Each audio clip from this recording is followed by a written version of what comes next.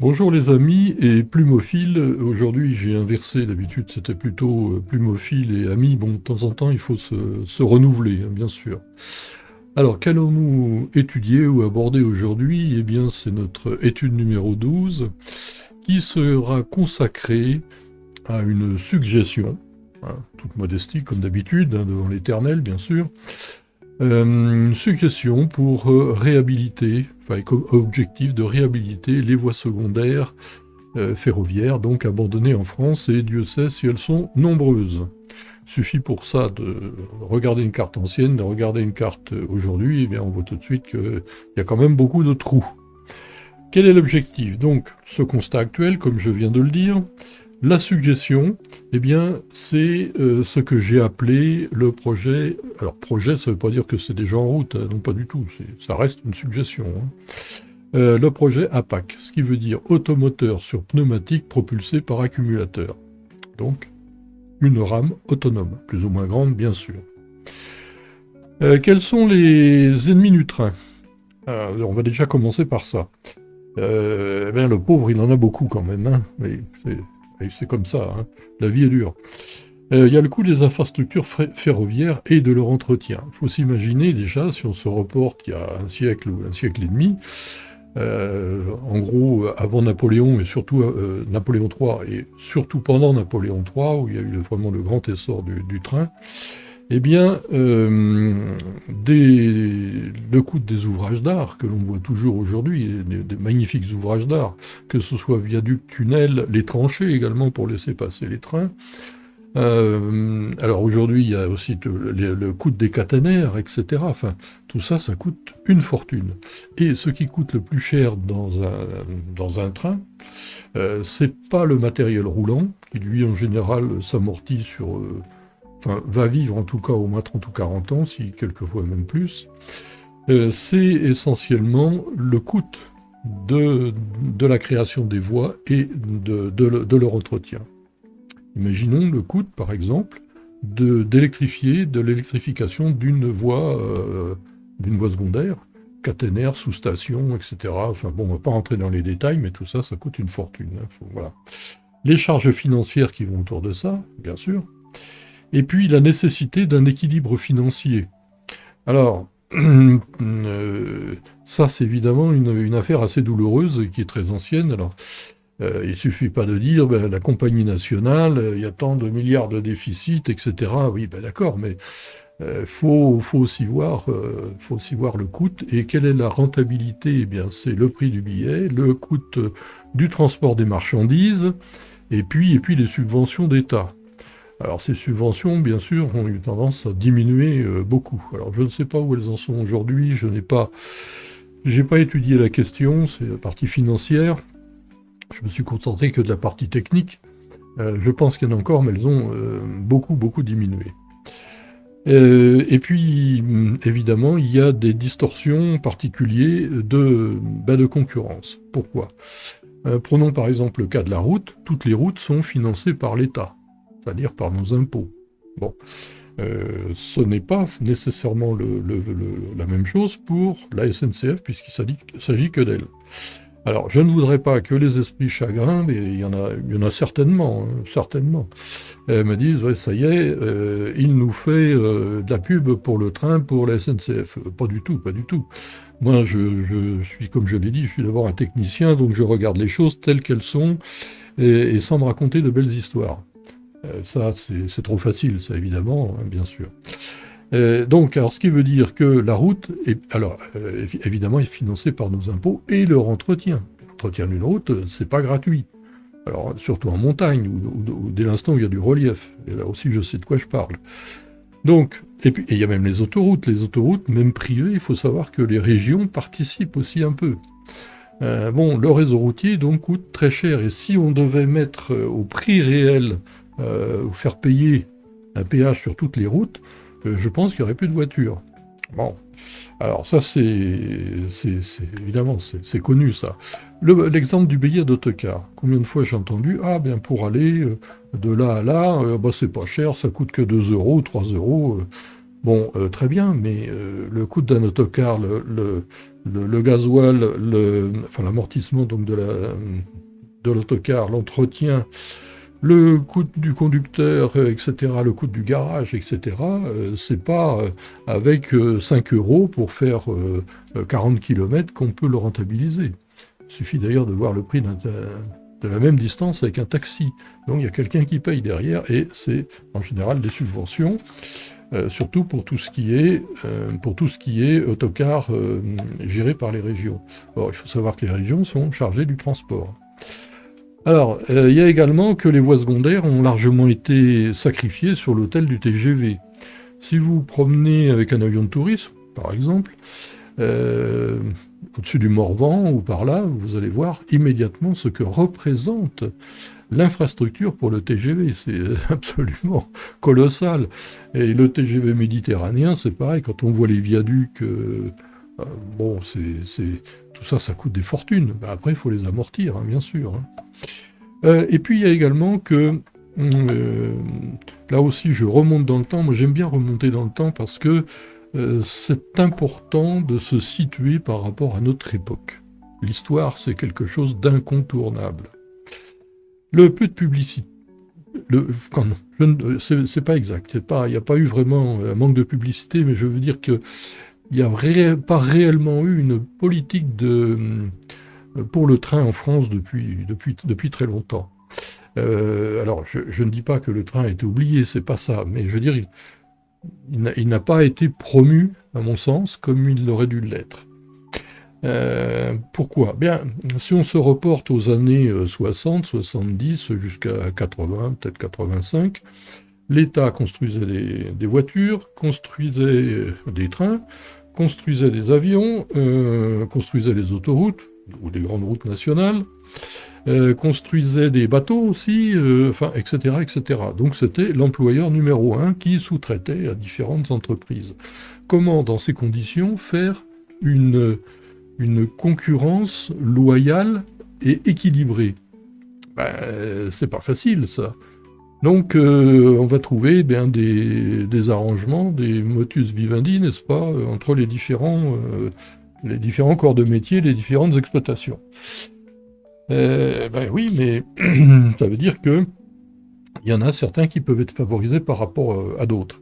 Et celui qui a été le grand favorisé, et il y a des raisons pour ça, qui sont naturelles d'ailleurs, c'est la route. L'arrivée petit à petit du camion, des poids lourds, de la voiture, de moteurs plus performants, etc. Donc, qu'a fait l'État ? Il a fait des routes, il a donné satisfaction aussi aux constructeurs automobiles. Donc, on entre dans une distorsion, effectivement, de concurrence, et on en arrive aujourd'hui, on le verra après. Tout ça, ça se traduit par quoi ? Par la désertification des campagnes, bien sûr, donc perte de l'activité économique de certaines petites villes et autres qui n'ont plus de trains, qui ne sont ravitaillés que par des poids lourds et par des voitures. Bon, tout ça, j'invente rien, c'est connu, on ne va pas trop s'éterniser là-dessus. Tout ça, évidemment, donc au profit de la route et au profit des poids lourds. Alors, on arrive comme ça, évidemment, à une distorsion de concurrence qui s'accentue également, par exemple, avec le transport aérien.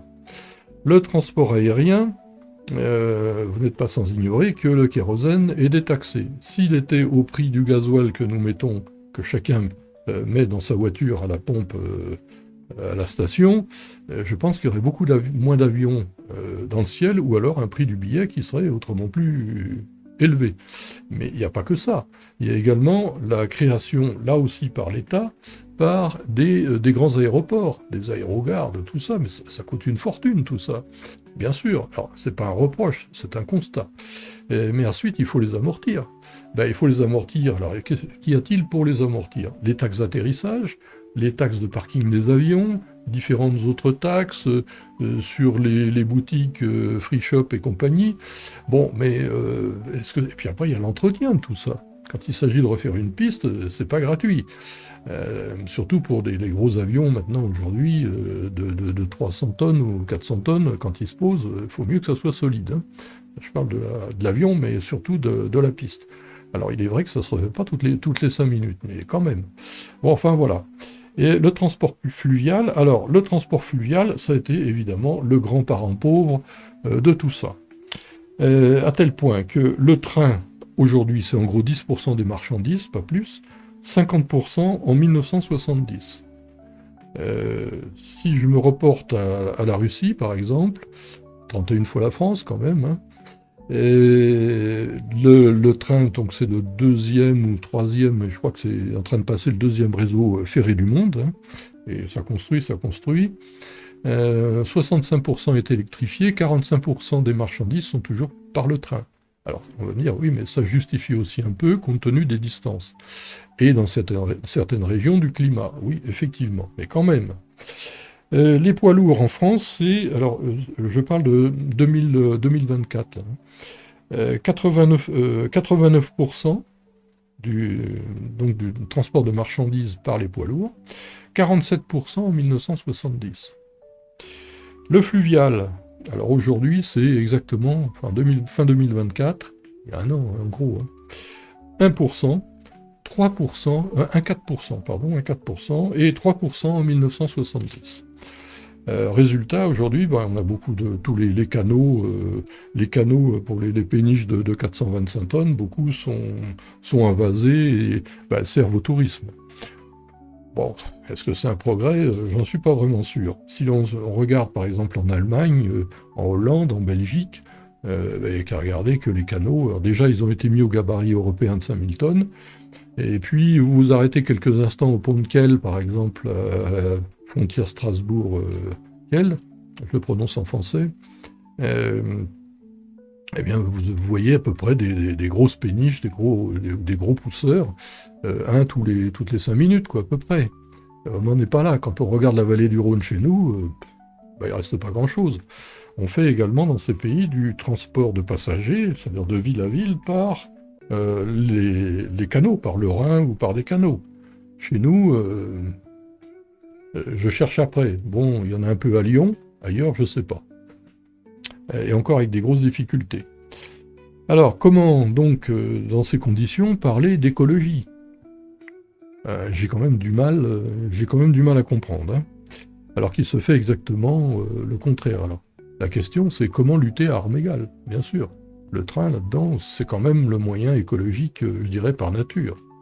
Il faut savoir qu'en France, mais je crois que c'est pareil en Europe à peu près, 30% des gaz à effet de serre sont le fait du transport. Imaginons tous les matins à l'entrée de Paris, à l'entrée de Lyon, à l'entrée de Marseille, des grandes villes, les kilomètres d'embouteillage, la même chose le soir, etc. Et tous les camions qui vont à Rungis ou qui vont je ne sais où. Et bon, on peut quand même pas parler d'écologie. Enfin, moi, ça m'interpelle quand même, hein. Le train, c'est 1,8% des GES. Alors, aujourd'hui, hein, bien sûr, essentiellement dû à l'attraction diesel qui reste sur des voies secondaires, parce qu'on ne va pas électrifier des bouts de voies de 50 km ou 80 km pour 4 trains par jour, hein. Et puis il y a également tous les diesels, les locotracteurs de manœuvre, hein. Bon, ça représente quand même pas grand-chose, hein. Alors, le train a quand même pourtant beaucoup d'avantages. C'est la sécurité. Je crois que là-dessus, c'est pas discutable. Quand on voit le nombre de trains qui circulent par jour en France, c'est énorme quand même, hein. Il reste des 62 000 km qu'il y avait du temps après Napoléon III, il en reste aujourd'hui 28 000. Alors, on peut rentrer dans le détail, mais évidemment, il y a des raisons pour les supprimer aussi beaucoup. Je parle en particulier aux petits circuits qu'on appelait les tortillards qui suivaient les routes. Donc, les tortillards en voie métrique qui étaient des chemins de fer économiques à la charge des départements ou de certaines associations privées. Bon, ça a duré quelques dizaines d'années, mais ça ne pouvait pas être rentable, en plus avec des machines à vapeur. Il faut se rappeler que la machine à vapeur, alors que c'est très bucolique, et moi j'admire d'ailleurs les anciens qui sont souvent de la SNCF et qui entretiennent, qui sauvegardent d'anciennes machines à vapeur. Mais ces machines, lorsqu'elles rentrent au garage le soir et qu'elles repartent le lendemain matin, il faut qu'elles restent en pression toute la nuit. Sinon, il faut plusieurs heures pour remonter la pression vapeur. Ça veut dire du combustible. Donc c'est pas gratuit, hein. Il n'y a pas que le graissage, il n'y a pas que tout ça, hein, bien sûr. Donc la sécurité, le confort, évidemment. Dans un train, aujourd'hui, je pense aux AGC ou autres, bon, on est quand même pas mal, hein. Les anciens wagons corail, moi j'adorais le wagon corail, quand même très bien. L'écologie, ben oui, l'écologie, lorsqu'il pleut ou lorsqu'il y a de la neige qui fond ou autre chose, eh bien, ça passe au travers du ballast. Le ballast, c'est quoi? C'est qu'un tas de cailloux. Bon, pas n'importe lequel, évidemment, mais ça passe au travers. Une route goudronnée, alors je parle pas des autoroutes, bon, ben, ça passe pas au travers. Sur les autoroutes, on est obligé de faire des bassins de récupération, des eaux de pluie. Ça va très vite. Ce sont des dizaines, voire des centaines de mètres cubes qui arrivent très vite. Plus ou moins gras à gasoilé, mais enfin ça, c'est un autre problème. Imaginons maintenant un train de marchandises avec 1500 tonnes utiles dedans. Du sable, des cailloux, enfin ce qu'on veut. Et puis la même chose en poids lourd. Chaque poids lourd, 30 tonnes utiles. Et ben ça veut dire 50 poids lourds. 50 poids lourds de 450-500 chevaux. Ça fait beaucoup de petites centrales qui se promènent, hein. Et puis en passagers, une rame qui emporte 250 passagers. La même chose en autocar de 50 places. Je ne parle pas de ceux avec remorque ni avec ceux étage, 50 places. Ben, je divise 250 par 50, ça fait 5 autocars. 5 autocars de 400 chevaux. 2000 chevaux pour transporter 250 personnes. Ça fait pas mal de chevaux par personne. Dans un train, il n'y a pas besoin de 2000 chevaux pour transporter 250 personnes à 140 km/h. Donc, voyez un peu, hein. Donc, économie d'énergie. Alors, le réseau ferroviaire en France, dont je l'ai un petit peu abordé tout à l'heure, là, en 1930, nous avions 42 000 km de voies d'intérêt général, c'est-à-dire les voies secondaires, hein, plus 20 000 km de voies d'intérêt local, les fameux tortillards en voie métrique, qui ont disparu. Bon, comment rentabiliser ça? C'est pas possible. Les 42 000 km d'intérêt général, et ça veut dire les grandes voies, et ça veut dire les voies secondaires.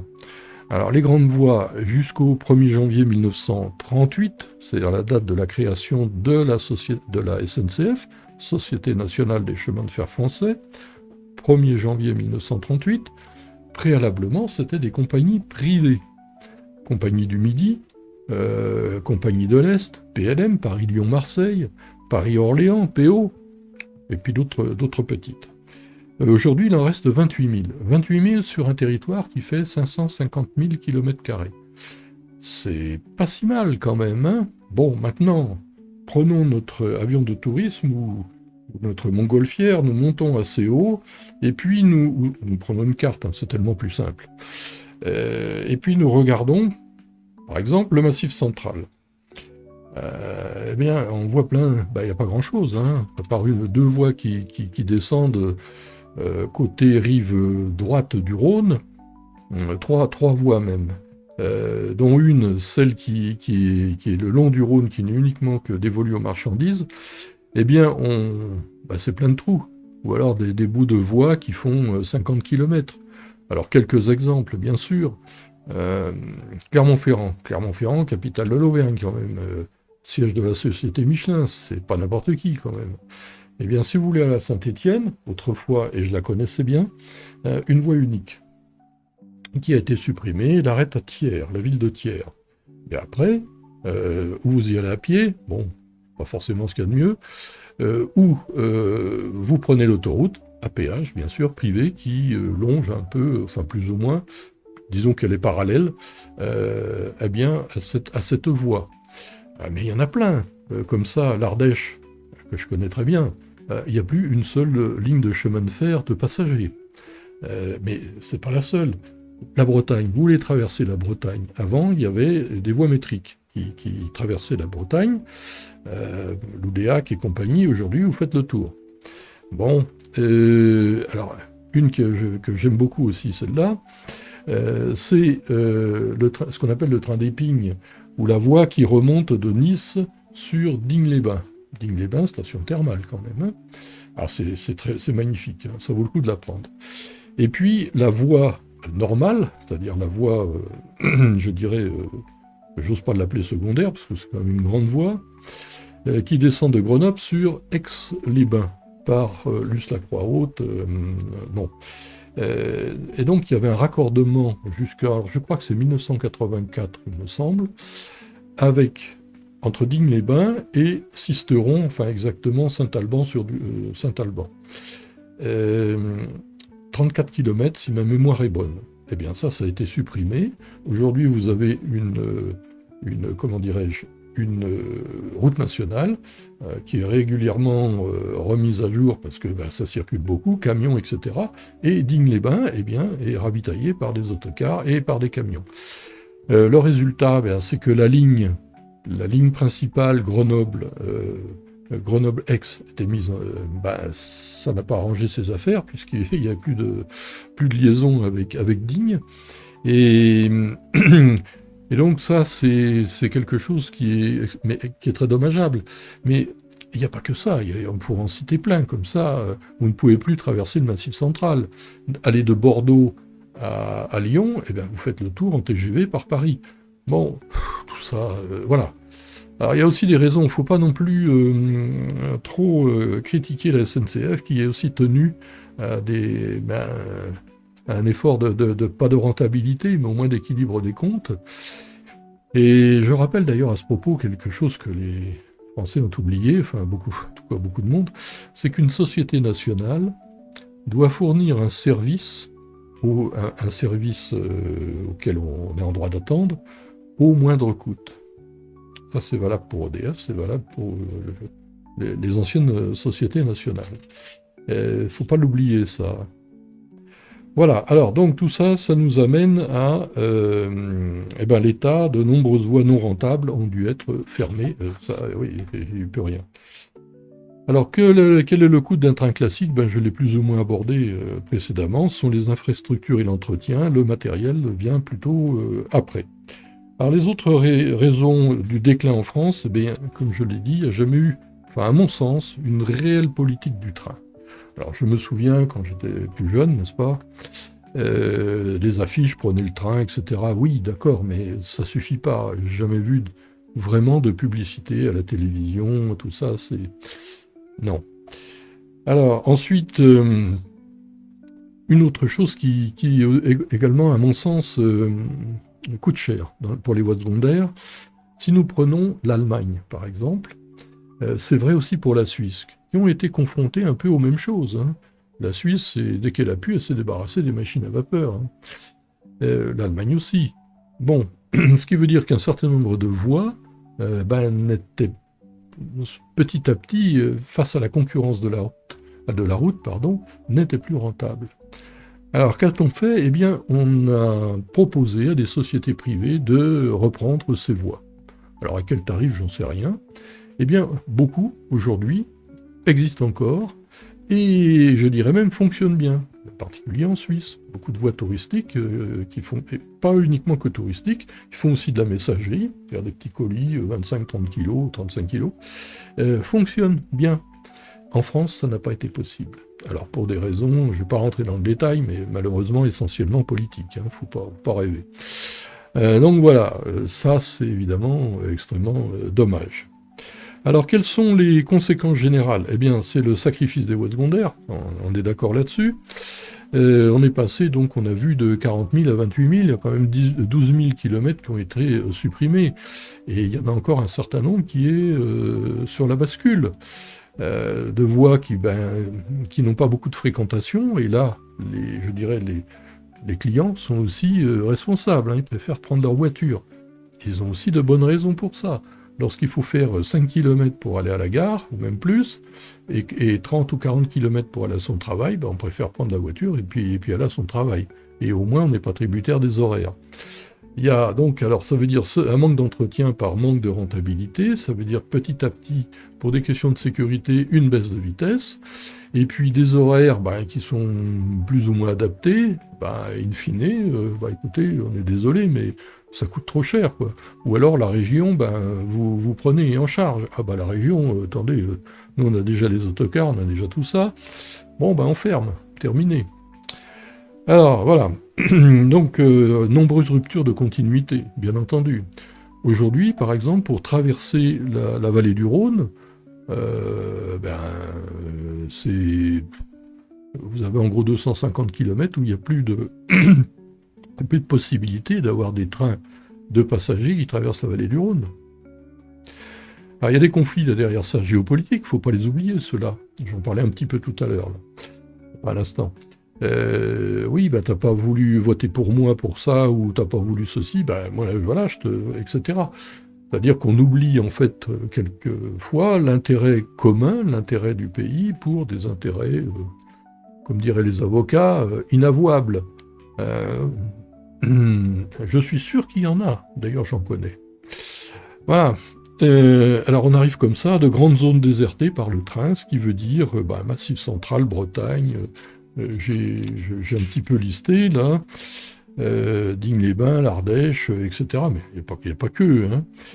Et puis, donc vous avez de nombreuses villes maintenant de 30, 50 000 habitants qui n'ont plus de train ravitaillés par camion. Est-ce que ça favorise le développement de l'économie? Ça, je ne suis pas vraiment certain. Pas certain. On arrive aujourd'hui à une situation où 80% des passagers sont dans des voitures. Et puis ça se traduit par malheureusement par une hécatombe humaine.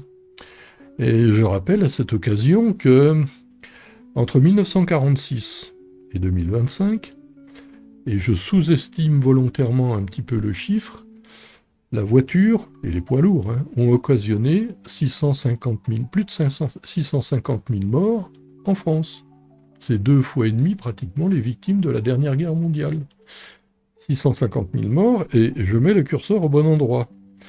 Ça veut dire 2 à 3 fois plus de blessés plus ou moins graves qui ont fini leur vie, pour beaucoup, dans une autre petite voiture avec des roues sur le côté.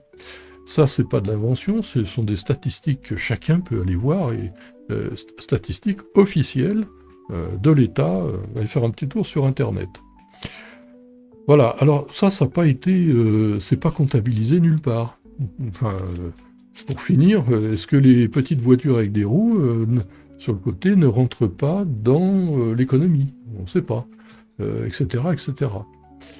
La refabrication de voitures qui ont été démolies, incendiées, etc., peut-être aussi. Enfin, bon, c'est tout un système qui est, je dirais, qui n'est pas très sain quand même, disons-le. Hein. Bon, bref, alors, évacuons tout ça. Alors, in fine, quelle serait une solution? Je n'ai pas la prétention que ça soit la solution, mais qu'apporterait ce projet APAC? C'est évidemment de relier des villes de 20, 30 000 ou un peu moins habitants, ou même 5 000, voilà, avec quelque chose qui aurait plusieurs, possibilités, plusieurs propositions à ce sujet. Alors APAC, comme je l'ai dit, ça veut dire automoteur sur pneumatique propulsé par accumulateur. Alors l'accumulateur, ça je crois que c'est pas ce qui manque aujourd'hui, et puis ça va beaucoup se perfectionner.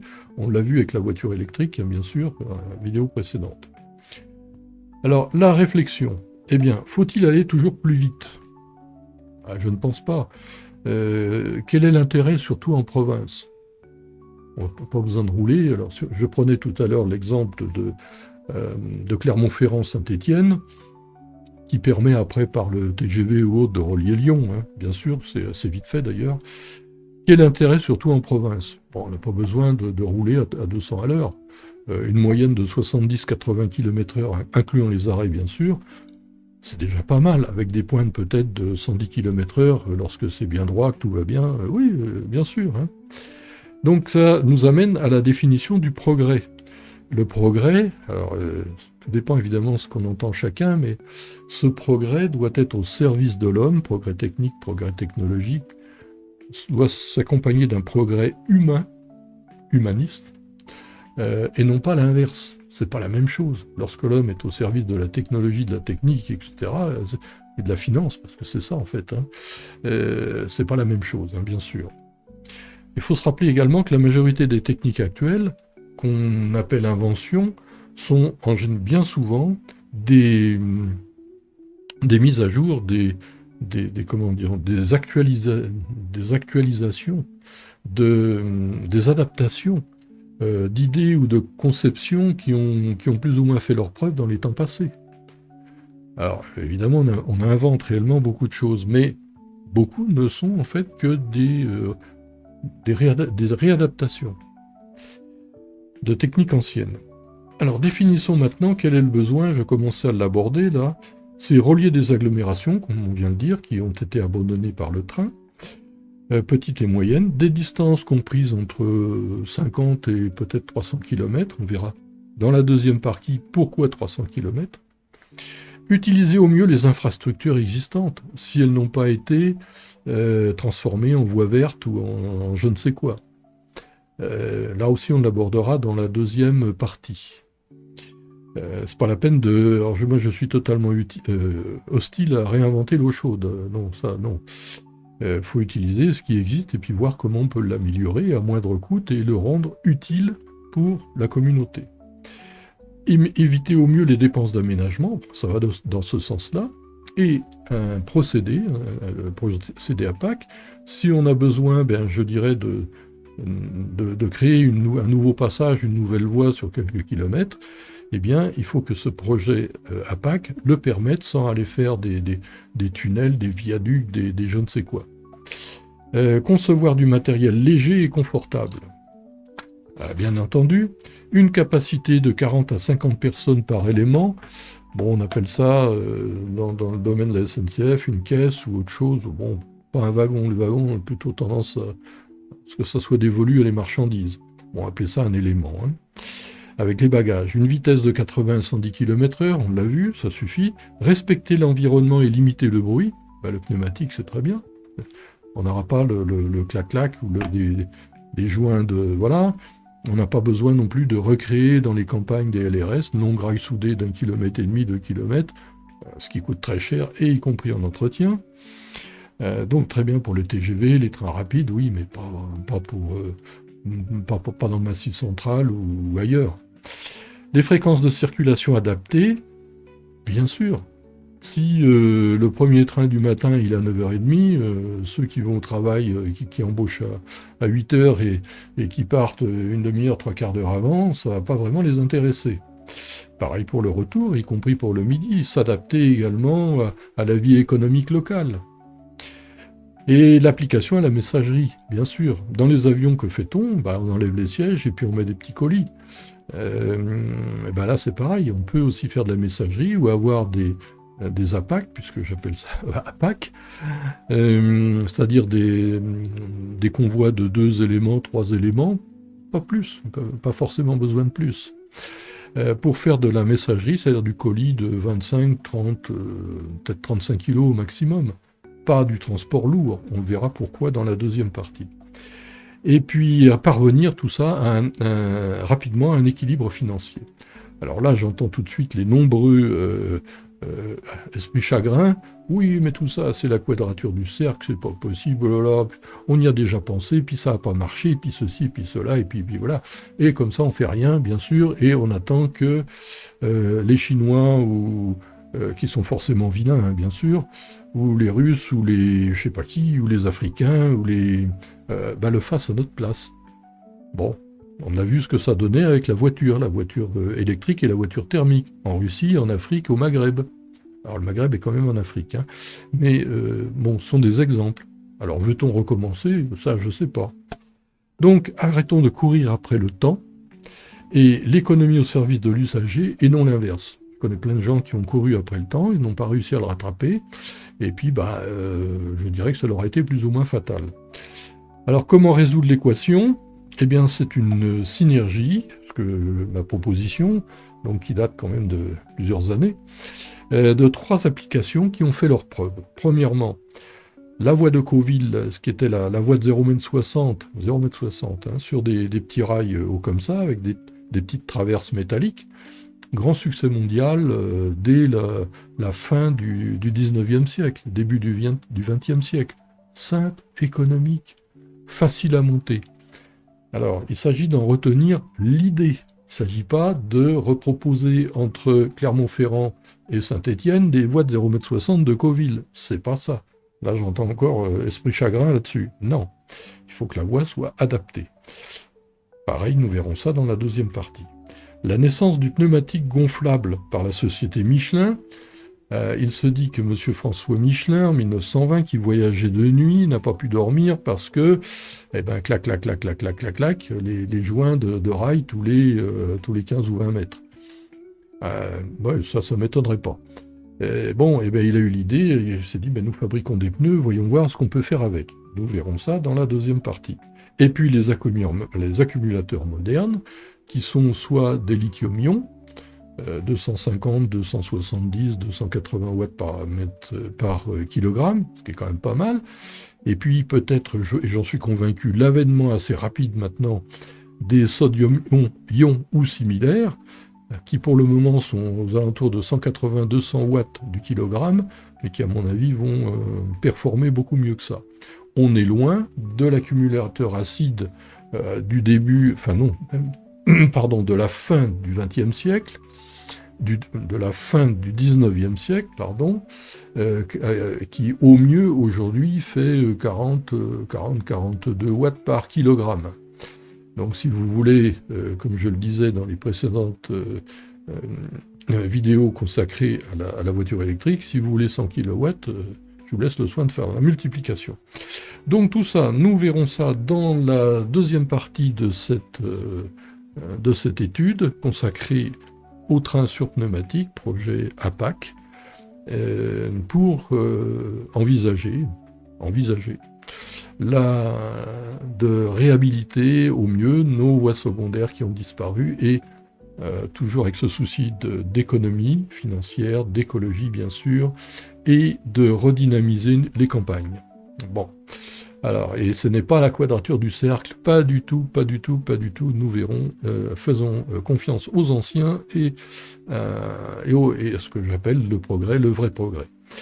J'espère que cette vidéo vous aura plu et que vous serez présents la semaine prochaine pour la seconde, où là nous rentrerons davantage dans les détails et des possibilités de ce projet APAC. Alors, je vous montre le petit document correspondant, je le fais déjà dès la première vidéo. Réinventons le train autonome sur pneumatique, et vous trouverez donc ce document dans le site internet. Alors je rappelle que tout est gratuit, y compris les livres, bien sûr, dès l'instant où vous vous inscrivez et que vous validez les conditions générales. Alors je ne dis pas de vendre puisqu'il n'y a rien à vendre, surtout pas en France. Et donc sur le site www.laplumedutemps.com, et puis vous pourrez même lire tout ça à l'écran comme vous le souhaitez, éventuellement faire un tirage papier, pas 36 ni les revendre, c'est très très mal vu, et donc voilà. Bien entendu, abonnez-vous à la chaîne, cliquez sur tous les pouces que vous pouvez mettre, si vous pouvez en rajouter, vous en rajoutez, ça fait monter le... Voilà. Et puis la petite cloche pour être informé des prochaines vidéos. Si vous voulez nous sponsoriser, il y a Tipeee, sponsoriser la chaîne, etc. Être annonceur, bien sûr. Donc, aucun problème pour tout ça. Voilà, je vous souhaite bon vent et je vous dis à la semaine prochaine pour la deuxième partie de cette étude. Réinventons le train autonome sur pneumatique pour sauver nos voies secondaires.